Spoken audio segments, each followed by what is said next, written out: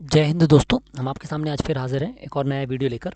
हमारे updated videos पाने के लिए हमारा चैनल लाइक शेयर और सब्सक्राइब करना ना भूलें। आज की वीडियो में हम आपको बताएंगे कि किस तरीके से आप एसएलआर लॉगिन में क्या क्या चीज़ों के क्या क्या ऑप्शंस का उपयोग कर सकते हैं। ठीक है, तो चलिए शुरू करते हैं। हम सबसे पहले लॉगिन कर लेंगे। लॉगिन के पश्चात इस तरीके का डैशबोर्ड हमारे सामने उपलब्ध हो जाता है, जिसमें हम बहुत सारी जानकारियों का जो राज्य स्तरीय समीक्षा है वो कर सकते हैं। ठीक है, इसके बाद जो पहला ऑप्शन है वो है फसल कटाई प्रयोग, जिसके अंतर्गत हमें ग्राम सूची का अवलोकन करना होता है कि यदि भविष्य में जो भी हमारे जो सीज़न आने वाला है उस सीज़न के दौरान हमको कौन कौन से प्रयोग आवंटित करने हैं, कौन कौन से प्रयोग किस किस गाँव में है, उस सूची का हम अवलोकन कर सकते हैं। ठीक है, इस पे आप जैसे ही क्लिक करेंगे यहाँ पर आपके सामने इस तरीके से वर्ष, सीज़न और ज़िला आ जाएगा। ज़िले में 4 ऑप्शन आ रहे हैं कि क्या-क्या बदलाव हैं, क्या-क्या बदलाव नहीं है। ये देखिए, प्रशासनिक इकाई में कोई बदलाव है या नहीं, प्रशासनिक इकाई में परिवर्तन तो इन इकाइयों में हुआ है, गिरदावरी में है किंतु मास्टर में मौजूद नहीं है, और मास्टर में है किंतु गिरदावरी में मौजूद नहीं। इस तरीके की आपकी सूची आ जाती है। आप सबको क्लिक करके इसका सत्यापन या इसका अवलोकन कर सकते हैं। इसके बाद आता है आपका पीएमएफबीवाई अधिसूचना जिला स्तर। जो प्रधानमंत्री फसल बीमा योजना होती है वो जिला स्तर पर जो है उसकी सूचना आपको यहाँ से मिल जाएगी। आप इसमें देख सकते हैं, जैसे अलसी है ज़िले में वर्तमान में। ठीक है, इसके बाद आप तहसील में देखेंगे तो तहसील में अलसी में आप देखेंगे तो अलसी में ये आपको दिख रहा है कि जिला स्तर पर बोया जाने वाला न्यूनतम रकबा 500 हेक्टेयर होना चाहिए। यदि अलसी 500 हेक्टेयर बोई जा रही है ज़िले में तो इसको हम पीएम फसल बीमा योजना के अंतर्गत लेते हैं, तो इसकी अधिसूचना आपको मिल जाएगी। यदि अधिसूचना में कोई तहसील, कोई हल्का, कोई ऐसा कुछ होगा जहाँ पर ये बोई जाती होगी तो वो अधिसूचना आपको यहाँ पर नीचे मिल जाएगी। ऐसे ही तहसील में ये देखिए, आप देख सकते हैं गेहूँ है, गेहूँ असिंचित है, राई, सरसों, चना है। ठीक है, इनको भी उसी प्रकार से आप वो कर सकते हैं, अधिसूचित कर सकते हैं। ठीक है, जैसे आप देख सकते हैं, देखिए धान की ये सूची है। आपने जैसे धान पे क्लिक किया ये सूची आपको मिल जाएगी देखने के लिए, ये है पूरी सूची। ठीक है, इसके बाद आता है आपका पीएमएफबीवाई मिसिंग विलेज अपडेट। यदि मान लीजिए कोई विलेज है जो कि फसल बीमा योजना के तहत कवर होता है किंतु वो दिख नहीं रहा है, तो उसको हम इस विकल्प के तहत देख सकते हैं और फिर आगे फॉरवर्ड करके जोड़ सकते हैं। ठीक है, इसके बाद यहाँ से हम इसकी प्रगति चेक कर सकते हैं पीएमएफबीवाई अधिसूचना की, कि किस किस जिला स्तर पे, तहसील स्तर पे या हल्का स्तर पे आवंटित हुआ है या नहीं हुआ है। इसके बाद रैंडम नंबर रिपोर्ट है। रैंडम नंबर रिपोर्ट में आप पूरे मध्य प्रदेश के अंतर्गत किसी भी तहसील की जो रैंडम नंबर है, किसी भी सीज़न की, जो विगत तीन सीज़नों की, आप आराम से यहाँ पर क्रॉस चेक कर सकते हैं। देखिए आपके सामने उपलब्ध है, ये सीज़न की है, ये यहाँ पर रैंडम नंबर, ये देखिए, ये खाना नंबर और ये आपका रैंडम नंबर दिया हुआ है। ठीक है, इसके बाद आपका आता है सीसी की नियत दिनांक। जो नियत दिनांक रिपोर्ट है, यदि आपने तय कर ली है सीसी की और आपने जमा कर दिया है सीसी का दिनांक, नियत दिनांक, तो यहाँ पर आपको देखने को मिल जाएगी। इस दिनांक से इस दिनांक तक की जो सूची होगी वो आपके सामने इस तरीके से उपलब्ध हो जाएगी। इसके बाद आता है सीसी अप्रूवल। ये जो है, ये प्रयोग जैसे जैसे आप प्रयोग करते जाएंगे, अप्रूवल के लिए वो एसएलआर लॉगिन में यहीं पर दिखाई देंगे आपको। ठीक है, यहाँ पर आप जैसे ही क्लिक करेंगे ये आपको आसानी से ये प्रयोग यहाँ पर दिखने लगेंगे। जो आपके प्रयोग होंगे ये देखिए, ये आपको दिख रहे हैं। अब जैसे इन प्रयोग का इस तहसील में, इस आरआई सर्कल में, इस हल्के के इस फसल के प्रयोग हो चुके हैं, तो ये पार्ट 1 कंप्लीटेड दिख रहे हैं। ये देखिए पार्ट 1 कंप्लीटेड। ठीक है, ये वजन दिख रहा है। ठीक है, ऐसे ही यदि आप इसको देखेंगे ऊपर जाके इसमें, और तो इसको आप उस हिसाब से अप्रूव करेंगे बाद में, जब जो भी यहाँ पर आप इसका जो सूखा वजन आएगा वो यहाँ आ जाएगा, यहाँ पार्ट 2 कंप्लीट आ जाएगी और यहाँ पर रिव्यू का ऑप्शन आ जाएगा। ठीक है, इसके बाद आता है अतिरिक्त सीसी हटाएं। यदि मान लीजिए कोई अतिरिक्त सीसी है जो अभी वर्तमान में अब नहीं है जहाँ पर, उसके लिए अतिरिक्त सीसी हटाएं का ऑप्शन है। इसके बाद हम आते हैं सीसी आवंटन।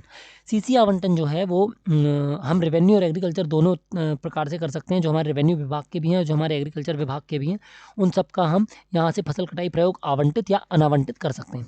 ठीक है, उदाहरण के लिए हम देखते हैं, देखिए यहाँ पर आपको तहसील चुनना है, आपको फसल चुननी है और शो डाटा करना है। जैसे ही आप शो डाटा करेंगे आपको तहसील की पूरा डेटा आपके सामने उपलब्ध हो जाएगा कि इस हल्के का, इस हल्का नंबर, इस हल्के, इस गांव का, इस फसल का प्रयोग इस गांव में इस खसरे नंबर पे आवंटित हुआ है। और किसको आवंटित हुआ है? इन अधिकारियों को या इन पटवारियों को आवंटित हुआ है। ये देखिए, आप देख सकते हैं ये। ठीक है, अब यदि आपको ये प्रयोग इनसे अनावंटित करके किसी और को आवंटित करना है तो आप यहाँ पर क्लिक करेंगे, ये इसको चुन लें और सबसे नीचे जो ऑप्शन आता है असाइन का, असाइन पे क्लिक करके आप जो भी पटवारी को आप वो आवंटित करना चाहते हैं उनको वो प्रयोग आवंटित कर दें। ठीक है, ये देखिए एग्रीकल्चर का था। अब इसके बाद आता है आपका पद जोड़ें। यदि आपके कार्यालय के अंतर्गत कोई नए पद आपने स्वीकृत करवाए हैं तो वो आप यहाँ से जोड़ सकते हैं। पदस्थापना स्थिति के अंतर्गत आप पटवारियों की, समस्त पटवारियों की स्थिति चेक कर सकते हैं। वर्तमान में कौन पटवारी अर्जित अवकाश पे है, चिकित्सीय अवकाश पे है, अन्य अवकाश पे है, वर्कलोड पे है, निलंबित है, प्रतिनियुक्ति पर है, अन्य कार्यालय में संलग्न है।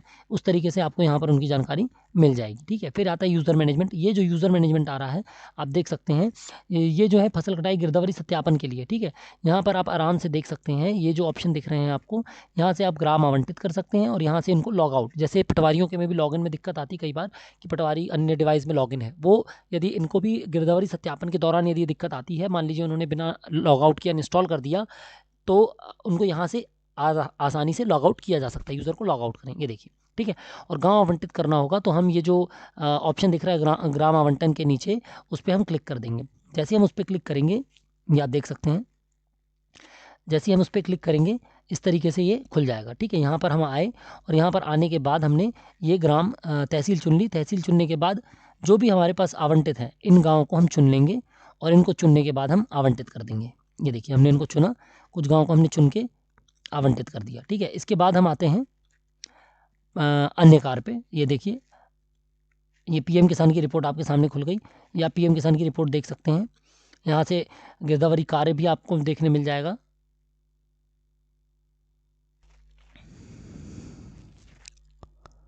ये देखिए, ग्रामवार रिपोर्ट में आप गिरदावरी कार्य में आपने देखा, अभी ग्रामवार रिपोर्ट में यहाँ पर आपको इसकी जो पटवारी की पदस्थापना रिपोर्ट, फसल अनुसार विस्तृत रिपोर्ट, फसलवार क्षति रिपोर्ट, लंबित फसल स्वीकृत रिपोर्ट और सिंचाई अनुसार रिपोर्ट मिल जाएगी। ठीक है, इसके पश्चात आप देख सकते हैं पीएम किसान रिपोर्ट। तो पीएम किसान रिपोर्ट में आप देखेंगे कि इसके अंतर्गत आपको एफआरए का डेटा, अपूर्ण खाता की रिपोर्ट, अपूर्ण परिवार की रिपोर्ट, जिलावार एक्सएमएल डाउनलोड की स्थिति, जिलावार सही खाता की संख्या की रिपोर्ट, त्रुटिपूर्ण समग्र रिपोर्ट, मतलब इसके अंदर आपको सारी जो पीएम किसान की संबंधित रिपोर्ट्स हैं वो आपको एक बार में देखने यहाँ पर आसानी से मिल जाएंगी। ठीक है, इसके बाद आते हैं हम अन्य कार्य। तो अन्य कार्य में आपको मिलेगा केवाईसी और पासवर्ड बदलना। ई केवाईसी आप इसलिए करेंगे क्योंकि आपको जब पटवारियों के या किसी के एसीआर साइन करने हैं तो उसकी ज़रूरत पड़ती है। ठीक है, इसके बाद हम आते हैं पटवारी का एसीआर। तो पटवारी का एसीआर और पटवारी के एसीआर की जो वर्क लिस्ट है वो सेम है। उसमें आप देख सकते हैं कि कैसे पटवारियों के एसीआर काम करता है, वो हम आपको आगे बता देंगे थोड़ा और। पटवारी संविलियन के तहत जो संविलियन फॉर्म डाले होंगे पटवारियों ने, वो आपको देखने को मिल जाएंगे कि ट्रांसफ़र के लिए किसने क्या डाला हुआ है। फिर स्वामित्व योजना आपको यहाँ से चेक कर सकते हैं। आप सीएम केकेवाई की स्टेटस चेक कर सकते हैं। मान लीजिए दूसरी किस्त की, जैसे हम चेक करके आपको दिखा रहे हैं, हमने यहाँ पर डाला दूसरी किस्त, हमने डाला सर्च में ये देखिए पूरे राज्य की स्टेटस हमको देखने मिल गई कि किस ज़िले से कितना टारगेट था और कितने लोगों को पेमेंट भेज दी गई है और क्या स्थिति है। जैसे हम अपने ज़िले की चेक करते हैं, कटनी ज़िले की हमने डाली, तो कटनी ज़िले पे हम जैसे व्यू करेंगे, ये देखिए यहाँ पर आपको दिख रहा है टोटल टारगेट कितना था, वेरीफाई कितने लोग को किया, फॉरवर्ड कितने लोग को किया, प्रोसेस फॉर पेमेंट कितना, और पेमेंट स्टेटस अवेटेड अभी कितने लोगों की है, और सक्सेस कितने लोगों की हो गई है। यहाँ से आप इसकी रिपोर्ट आसानी से देख सकते हैं। यदि आप इसको ग्रामवार देखना चाहते हैं तो इस पर क्लिक कर देंगे तो ये आपको हल्कावार ग्रामवार भी जानकारी मिल जाएगी। ठीक है, इसके बाद हम आते हैं एमआईएस रिपोर्ट। एमआईएस रिपोर्ट यानी कि लैपटॉप की जो हमारी रिपोर्ट है हम उसको चेक कर सकते हैं। इसके अंतर्गत पटवारी लैपटॉप के अंदर एमआईएस रिपोर्ट है। इसमें हम देख सकते हैं इस दिनांक से इस दिनांक तक के बीच में कितने लैपटॉप रजिस्टर किए और उनकी पेमेंट का क्या स्टेटस। ये देखिए, हमने जैसे ही डाला यहाँ पर ये उपलब्ध हो गया। ठीक है, इसके बाद हम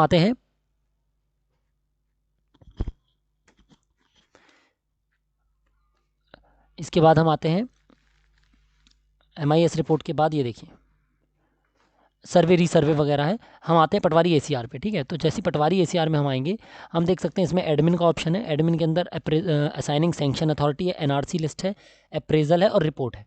ठीक है, तो जो हम आपको बता दें कि ये जो एनआरसी लिस्ट है, एनआरसी लिस्ट उनके लिए है जैसे मान लीजिए किसी तहसीलदार ने किसी पटवारी को अभी पेंडिंग कर दिया, अभी वो उनको एसीआर के लिए फिट नहीं मान रहे हैं, या किसी परीक्षा अवधि में किसी अवधि के दौरान वो अभी छुट्टी पर हैं या लीव पर हैं, तो इसके लिए यहाँ पर वो एनआरसी की लिस्ट में मिल जाएगा कि टोटल जिले से कितने लोगों की एनआरसी भरी जा चुकी है। ठीक है,